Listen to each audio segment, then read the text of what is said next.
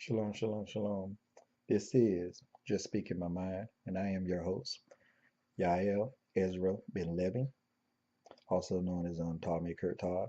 And I want to make a very quick video addressing certain issues that is going on in our world today.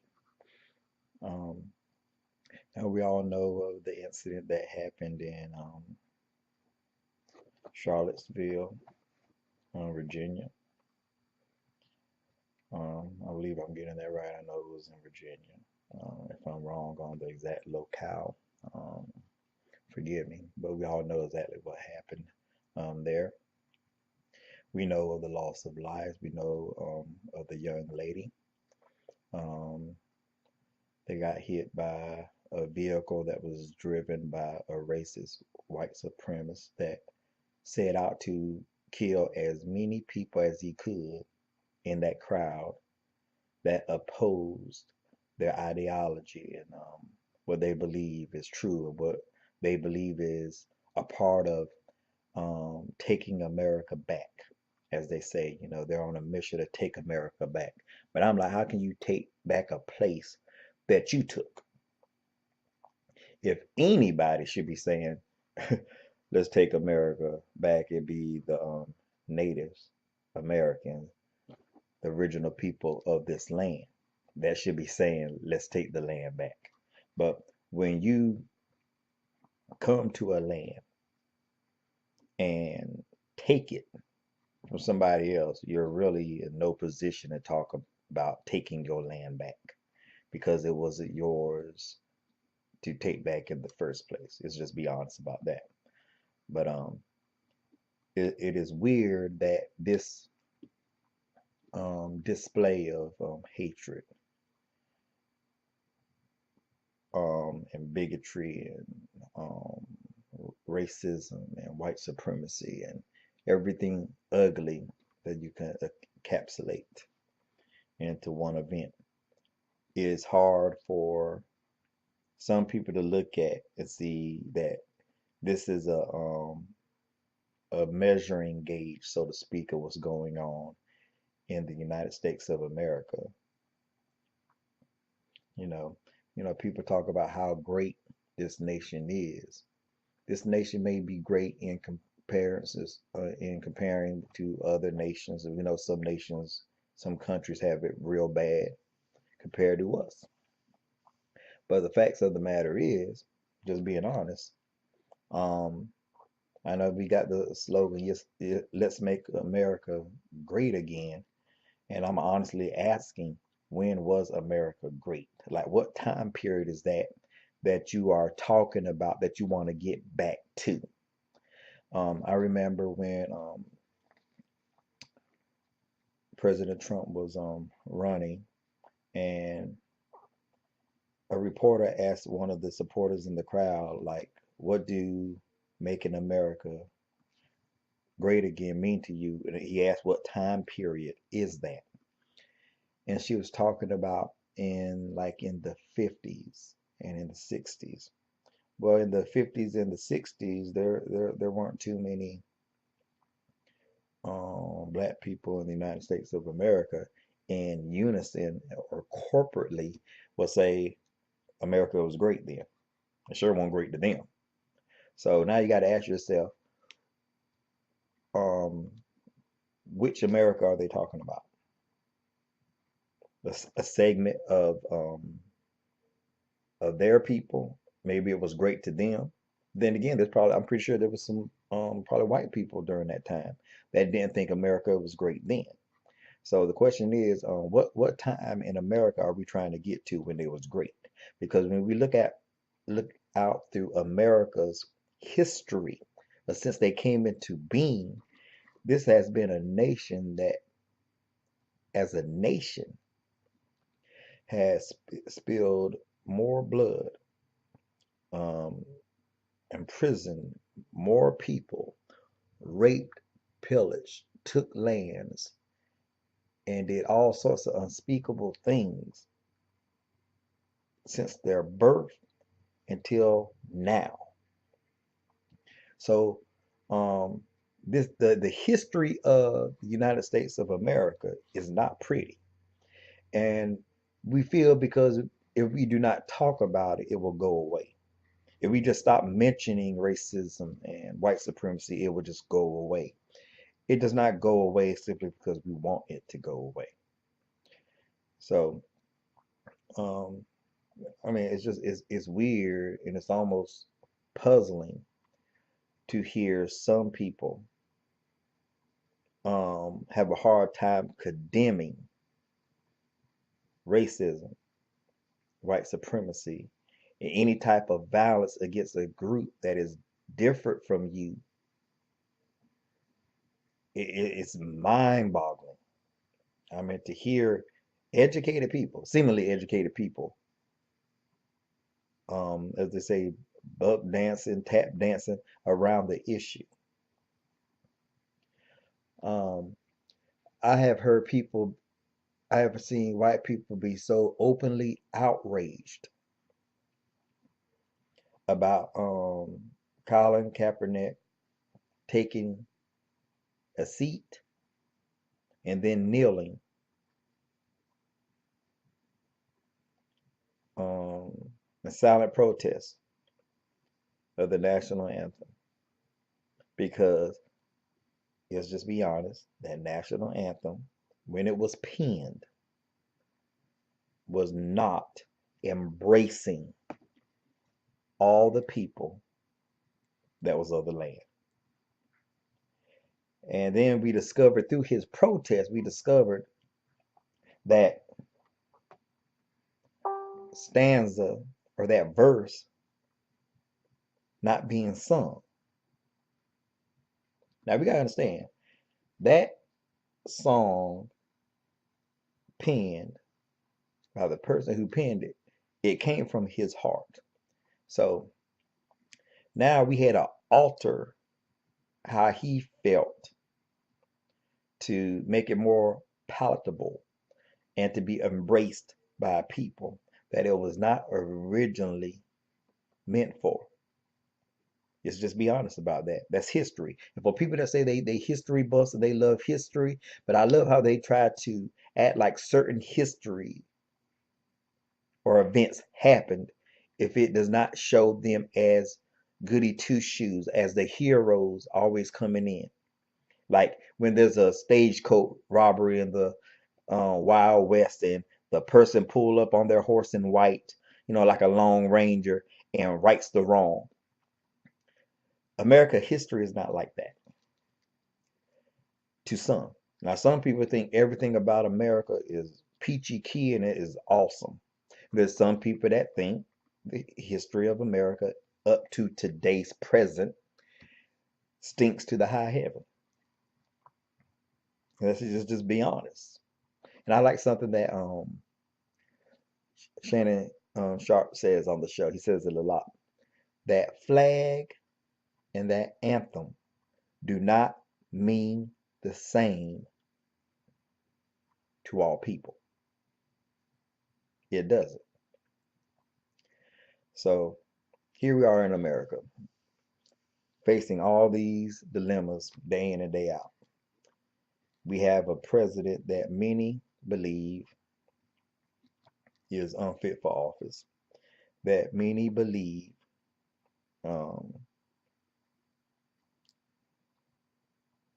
lacks any kind of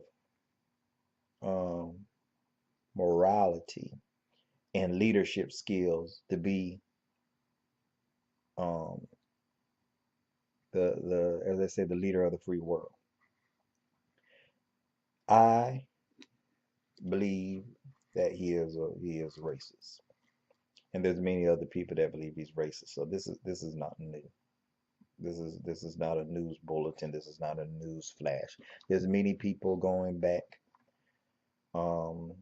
decades that thought this way of his father and him as being, that chip off the old block, pretty much just like his father. So these are the issues that we are dealing with. We have a serious race issue in this country. And I want to get back to the, it is shocking to see people be irate over a song and over a cloth. And yes, let's be honest, the flag is made from cloth. I didn't say anything that's incorrect, but people treasure that song and that flag more than they do human life. Because my outrage is the loss of life trumps standing up for a song and the flag. Because that song is not living tissue. It's not flesh. It does not have blood flowing through its veins. Um, that cloth is something that people stitched together and woven together. It is not human life. It is not sacred. I heard on the Undisputed show that my Dallas Cowboys head coach said that that flag and that song is sacred.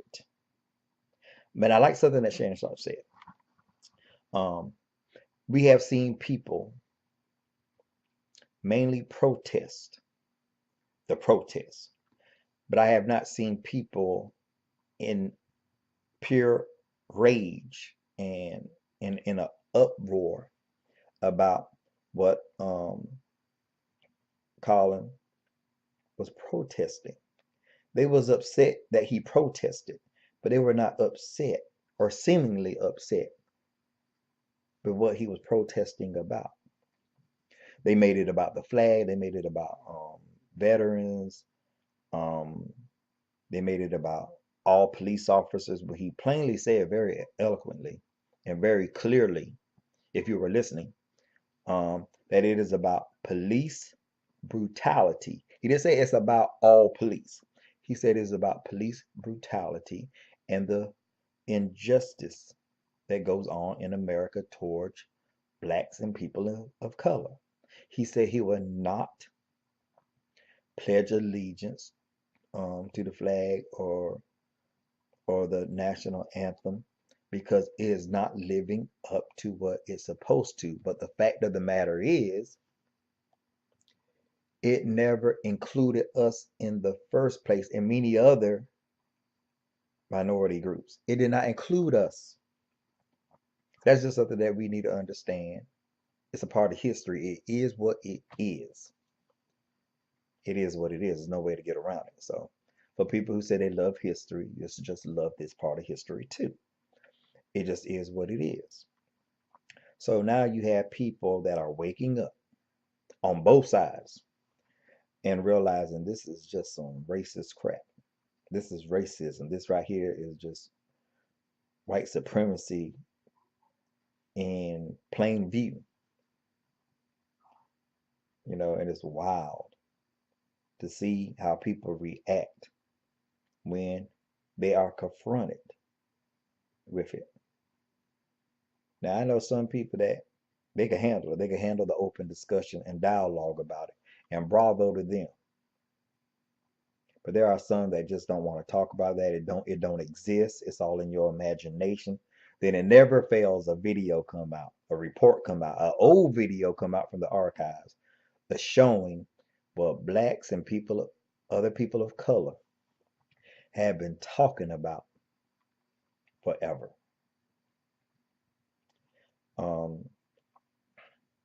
As great as this nation may be,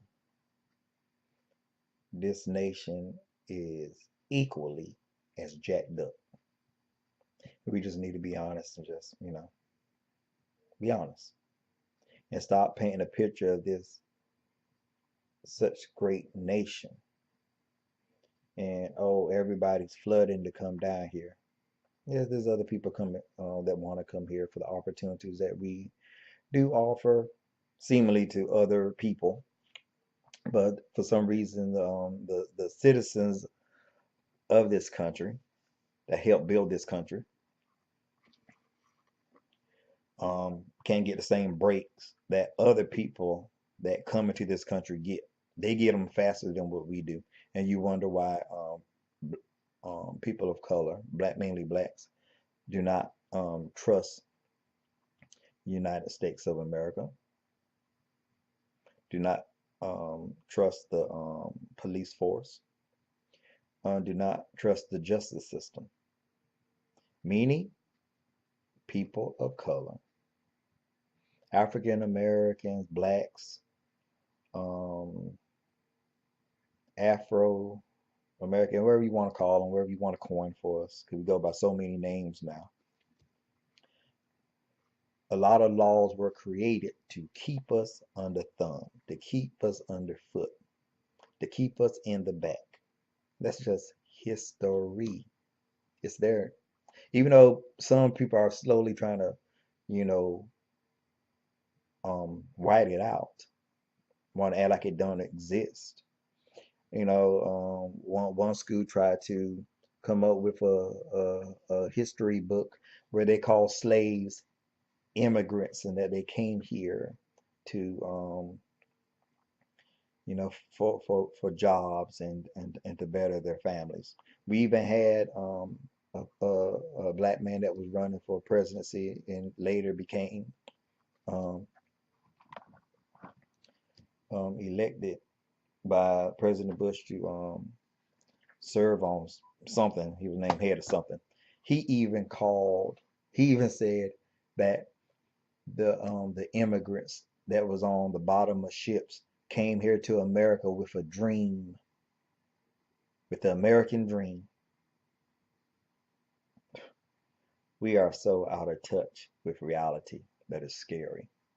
And it's really scary when we as Africans, Americans, whatever you want to call us, have lost touch with our own history and our own reality. Now, I understand that some people may not be experiencing what other people are experiencing simply because of their locale. But when you become so um, unconnected to the reality of other people's pain, and then you try to act like it don't exist because I'm not experiencing it. There's several things that I have not experienced that other people of color have experienced it. But I cannot act like it does not exist when I can plainly see it being done and I'm hearing their firsthand testimony about it. So, I mean, we just need to stop playing the games. We just need to be honest. And we need to find out what we're going to do to change this. Can it be changed? Is there any hope? Because enough is enough.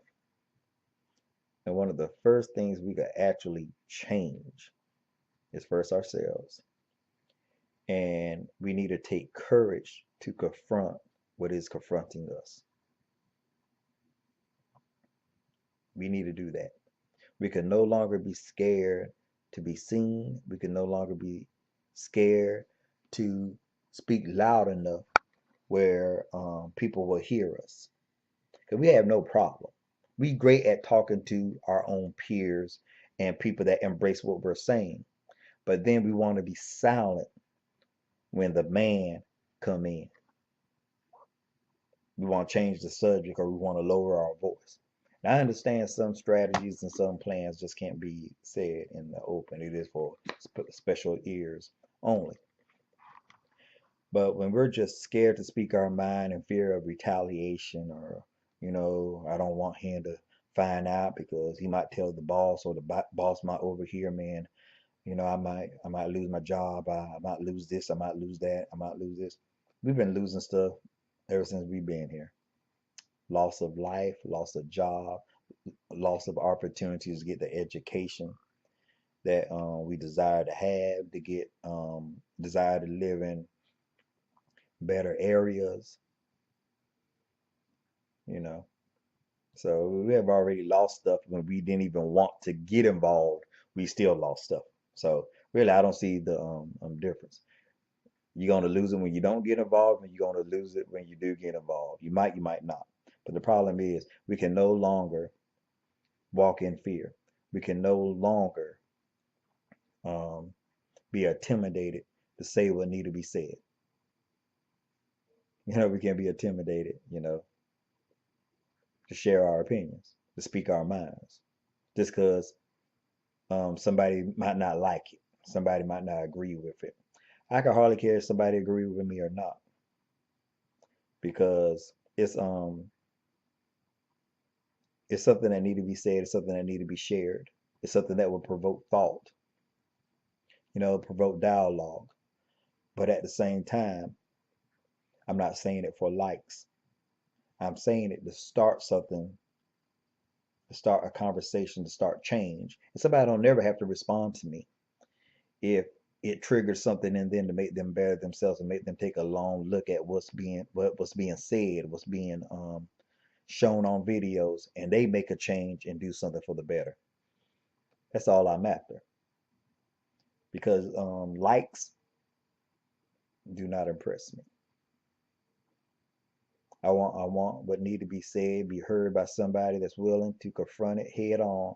And if it's them that I'm talking about, if you're gravitating to that type of ideology of racism and white supremacy, and you find out that is you, and you have had some tendencies to be walking in that type of mindset,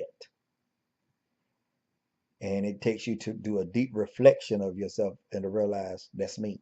You make a change and come out of that. Bravo. But the only way that's going to happen is to have this before your eyes, to have you hear about it. Because I have a lot of people criticizing me for, for the things I post, and they have the right to their opinion. I have no problem with people expressing themselves to what they dislike about my posts, what they like about it. They have the right to their opinions, just like I have the right to my opinion. So I have no problem with that. They don't make me shed no tears, and I don't worry about people being negative towards me or the things I post. So I'm a big boy. I have tough skin. So it is what it is. But we need to just be honest with ourselves that this is a racist nation. It is what it is. It's racist. I know many is gonna say no, it's not, or something is gonna come back. Well, if you don't like it, just go on back to Africa. Oh, that's a good one. Oh, it's sad, but it is what it is. And I've been told that before. And then they don't like when I tell them go back where you came from, because you sure didn't come from here. Or you want to talk about where your ancestors came from. Your ancestors didn't come from here. They came here. They didn't come from here. So yeah, it's funny when they want to attack me with that because they do not like what I am sharing. But one thing about it, they can't refute what I'm sharing is factual. And, as I said before, it is what it is. But I'm going to go ahead and close this now because I actually went longer than what I intended to. It wasn't not really my ideal to go this long. I mean, I actually probably went 15 minutes longer than what I really attended. But yeah, it is what it is. Anyway, this is your brother. This is your friend. And to some, this may be your adversary. I don't know. I might be your enemy. But this is Yael Ezra Ben Levy, aka Tommy Kurt Todd. Shalom, love, and blessings. And this was just sharing my opinion. You have a nice day. Until next time, shalom.